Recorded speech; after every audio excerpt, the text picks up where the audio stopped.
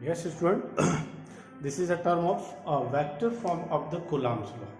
So we will consider two vectors, two charges. One is q1, second one is q2, and both are at the separation distance.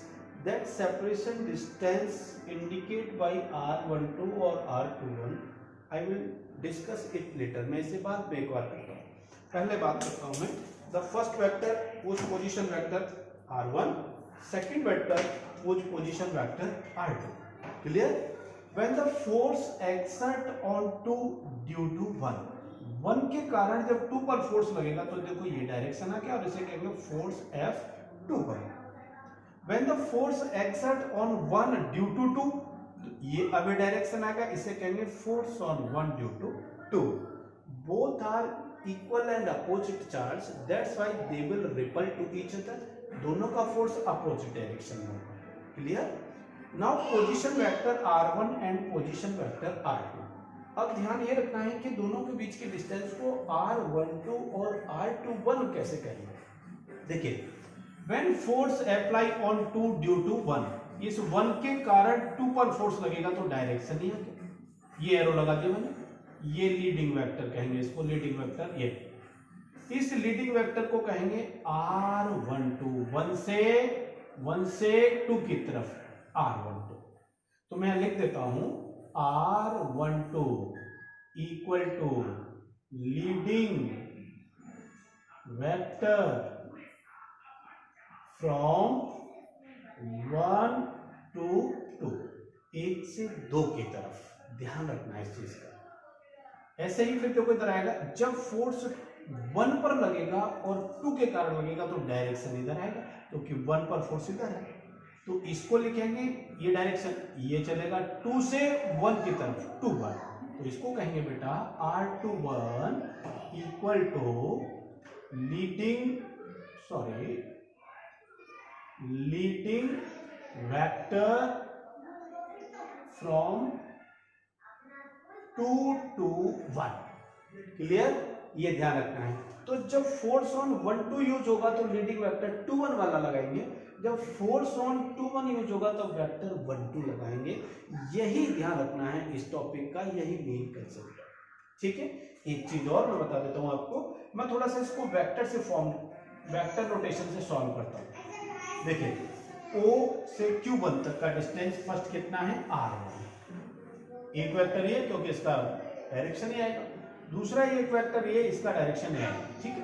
देखो, vector r1 position vector, arrow आ गया यहां से, फिर दूसरा vector इधर lead कर रहा है जिसे r12 कहा, प्लस r12. यानी जब एक वेक्टर ये दे रखा है, दूसरा वेक्टर यहां से ये दे रखा है, यही तो होता है ना. ये तो कहा मैंने r1, दूसरे को कहा r12, तो दोनों को ऐड कर सकते हैं ना इस तरह से. तो ये वेक्टर जो तीसरा आएगा वो कितना है, तीसरा वेक्टर ये आ गया, और ये क्या है बेटा r2 के बराबर. तो ये वेक्टर जैसे करते हैं उसी फॉर्म से ले रहा हूं. तो ये किसके बराबर आएगा, r2 के. ये r2 के, यानी ये वेक्टर r1 प्लस r12 दोनों का रिजल्टेंट r2 आ गया. इससे क्या कर लिया मैंने, r12 equal to r2 minus r1. ये कहेंगे कि सर ये कैसे आया, इसीलिए मैंने इसको किया है इक्वेशन नंबर फर्स्ट कह दिया बेटा इसको. देखिए, शायद कहीं कोई दिक्कत नहीं होनी चाहिए, क्योंकि नॉर्मली पूरा फैक्टर आपको समझ में आ जाना चाहिए. क्योंकि r1 plus r12 equal to r2, और उससे मैंने r12 फाइंड किया. सिमिलरली अपोजिट चलते हैं. अपोजिट में बेटा मैंने लिया ओरिजिन से सीधा r2 ले लिया. r2 से फिर ये लिंक वेक्टर, ये चल रहा है लीडिंग वेक्टर, और इसका नाम है r21 ले लिया बेटा. ये r21, यानी फिर यहाँ एक छोटा सा डायग्राम बना दो.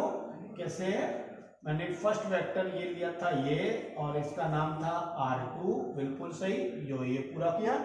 यहां से दूसरा वेक्टर ये चल रहा है, ये वाला वेक्टर मेरा, जिसको कहा मैंने r21 कह दिया बेटा. तो रिजल्टेंट ये तो इधर आ गया ना. अब इनका रिजल्टेंट कहाँ आएगा, ये रिजल्टेंट ये ना, इक्वल टू r1. ये लीजिए. इससे क्या है, हमें r1 r2 के वैल्यू फाइंड करने में आसानी है. r21 equal to R1 minus R2। बिल्कुल सिंपल फैक्टर में अपने को से कर, तो जब भी R12 और R21 के वैल्यू आएंगे इससे अपन रिप्रेजेंट कर सकते हैं। नेक्स्ट वन, मैं यहां से काम और करता हूं बेटा, माइनस इसमें से कॉमन ले लिया तो ये ब्रैकेट में आ गया R2 माइनस R1।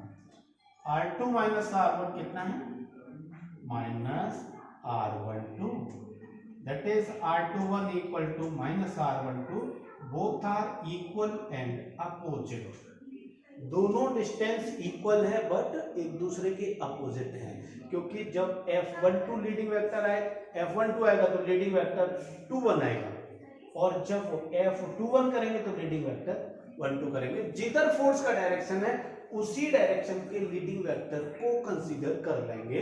इस टॉपिक का, इस फॉर्म का केवल यही समझना है इसमें पूरे टॉपिक में, अदरवाइज इसके अलावा तो फिर कोई दिक्कत नहीं। सिंपल जिस तरह से फोर्स का फॉर्मूला लगाते हैं उसी तरह से सिंपल फोर्स का फॉर्मूला इसमें अप्लाई कर देंगे, कोई दिक्कत नहीं, ठीक है। चलिए अब मैं आगे देखिए बात करता हूं, आगे कंसीडर करते हैं। देखिए yes, now R21 equal to minus R12, then the force on charge 1 due to 2, second charge के कारण फर्स्ट का फोर्स कितना लगेगा, F12, तो F12 equal to k Q1 Q2 over R12 of its whole square into R12 unit vector, because when force is applied on 1 due to 2, जब force 1 पर 2 के कारण लगेगा तो लीडिंग वेक्टर हमारा ये स्टार्ट होगा। ध्यान रखना, जिधर फोर्स का डायरेक्शन है उधर ही डायरेक्शन में डिस्टेंस का लीडिंग वेक्टर कंसीडर करेंगे। Clear, clear.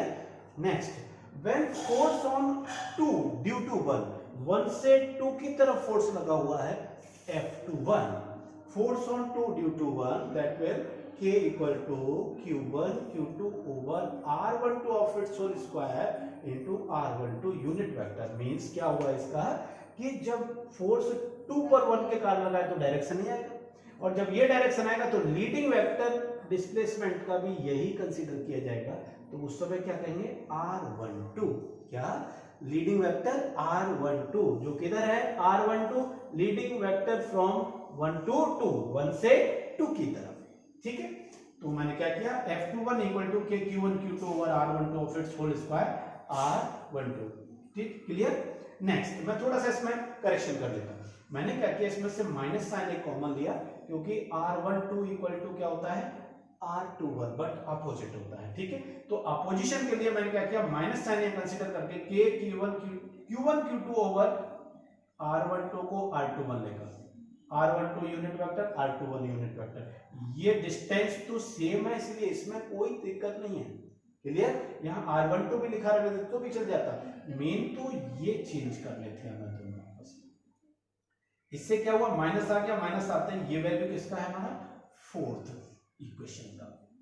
मैंने इसको F12 लिखा, माइनस आ गया, hence F21 equal to F12 means according to Coulomb's vector form और Coulomb's law, the force exert on first charge due to second is always equal but opposite,